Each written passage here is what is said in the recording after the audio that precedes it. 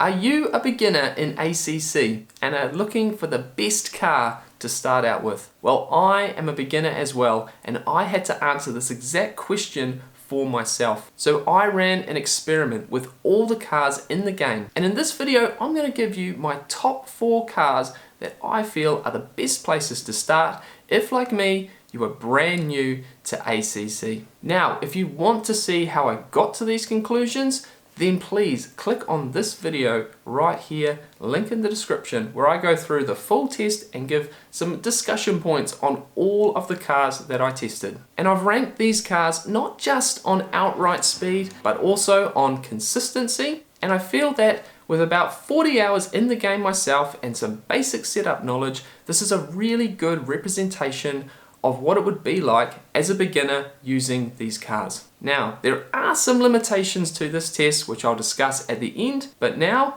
let's just jump straight into the list. Coming in at number 4, the Aston Martin V8 Vantage GT3. This is a car that will not bite you, but it does require a very patient driving style. The car has a good chunk of natural understeer thanks to its V8 front engine configuration, and it's also not as strong on the brakes as other cars. So for the first few laps of driving it, when you're driving cars back to back, you will find missing apexes and running wide quite easily. So as I mentioned, it will require patience through the middle of the corner to make sure the car rotates nicely. However, the upside is that it's very strong on corner exit acceleration. It's very stable and you can get to full throttle nice and quickly. The car's also great over curbs, high curbing. So on tracks that have that, you can be nice and aggressive with the track limits and not get thrown around too much. So overall, even though you feel like you're driving slow,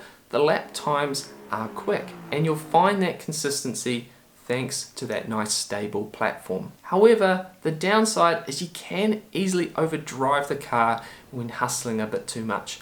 So this car will naturally suit someone with a nice smooth driving style, and that's why it comes in at your number 4. At number 3, the McLaren 720S GT3. Now this is a car I rank highly on my list after a bit of work. I found that on the base aggressive preset, this car wasn't that happy for me. Was really nervous in the middle of the corner, and I really struggled therefore to get it out in corner exit. After some tuning, I found it worked really well with minimal ride height, lots of wing, and a little bit more traction control, and it completely transformed the car. It got into a corner really accurately, it got out nicely, single lap time was near the best of the cars I tested, and the consistency was there as well. However, this car hates high curbs, so there'll be some tracks where it'll be really tricky. You need to be really accurate with line choice. Catch that curb too much, it will throw you off,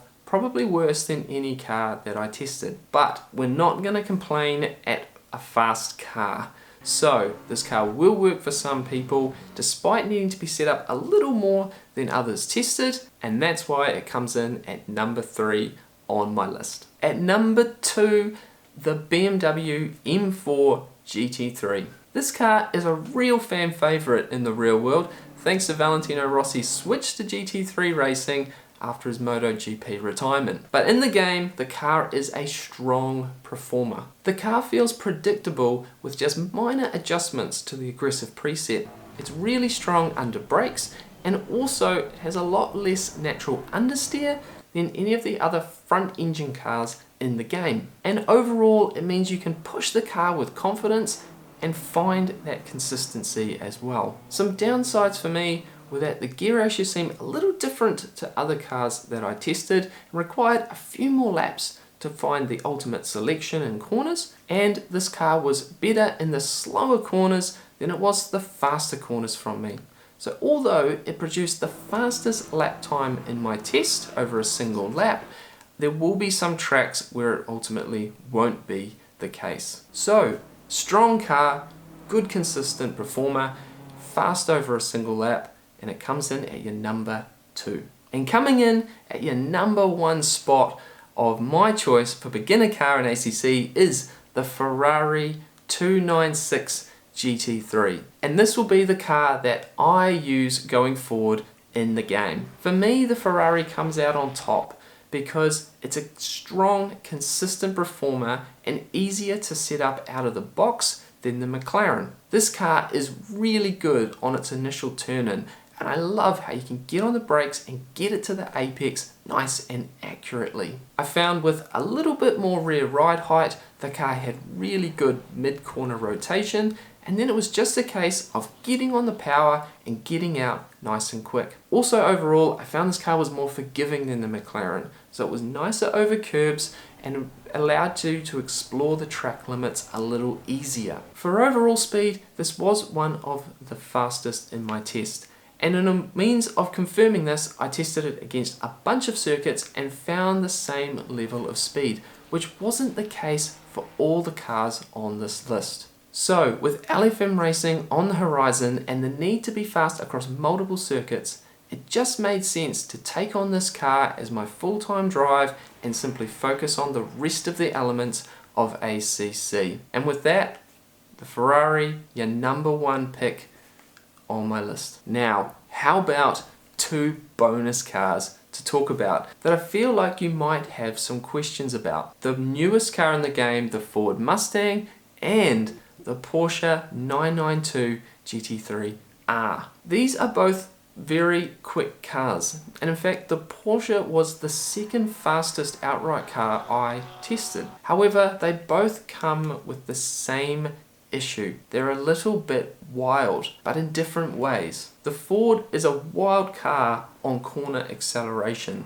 You're really needing to hold on in multiple places around the track. And the Porsche is a car that requires a very backwards thinking to set up. So for both cars, consistency is the concern, whether it be lap to lap in terms of driving performance from the Ford or setup differences between tracks on the Porsche.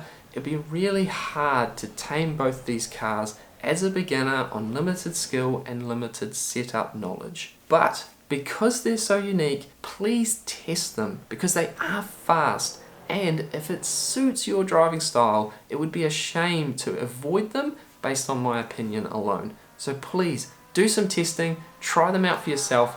They're both cars I think you'll quickly work out whether they're for you or not. So let's now finish with some limitations to my top 4 list. And I want to acknowledge 2 limitations, being my setup knowledge and my driver skill. For setup, I've been using aggressive preset and adjusting tire pressures, ride height and aero. And with that, I found it an effective way to change the way the vehicles handle, and I'm able to drive times in the sort of 104 to 105% range during this test. Now, I acknowledge that with setup, you can go far deeper. And whether you teach yourself or you buy setups, you can adjust it quite significantly and change the characteristics of these cars in a lot of ways. So if you are going to go down the setup route quicker, earlier in your ACC journey, I recommend that you carry out some of your own testing on some of your own favorite cars to see if you can't produce some better results than I did during my testing. But I feel that if you're like me, you just want to do some basics and get stuck into doing some laps, doing some practice, working on that driver skill and getting the lap times down quickly that way, then I feel that this list is a true representation of what will be the better cars for you. So, do you agree with this list or not? Let me know in the comments, and also let me know what car you end up picking to start out your ACC journey as well. If you're interested to see how my first LFM rookie races go, then please subscribe, go check it out on my channel, and thanks very much for watching. I hope this brings a bit of help to the beginning of your sim racing journey. Race hard, stay positive, and we'll see you all again in another video. Cheers.